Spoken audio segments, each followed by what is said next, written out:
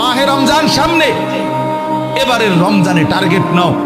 30 দিনের রোজার মাধ্যমে দিল থেকে আল্লাহর কাছে এইভাবে 30টা দিন হাতে গুনে তুমি আল্লাহর সাথে ওয়াদাবদ্ধ হও যে আল্লাহ 30 দিন আমি রোজা রাখবো। এবং যৌন চাহিদা, লজ্জাস্থানের চাহিদা, অশ্লীলতা, বেহায়াপনা, নর্তকী, নাচ গান, উলঙ্গ ছবি দেখা, নারীকে নিয়ে চিন্তা ভাবনা, মেয়েকে নিয়ে অশ্লীল চিন্তা ভাবনা, অবৈধ কোনো প্রেম সম্পর্ক, হারাম কোনো রিলেশন, এই সব ত্যাগ করে বন্ধু 30টা দিন মনোযোগ দিয়া রোজা রাখো, তারাবি পড়ো, ইফতার করো, সাহারি করো, তাসবিহ পড়ো, তেলাওয়াত করো, কোনো আলেমে দ্বীনের সাথে উঠা বসা করো, ইমাম সাহেবের সাথে সম্পর্ক করো। ইনশাআল্লাহ দেখবা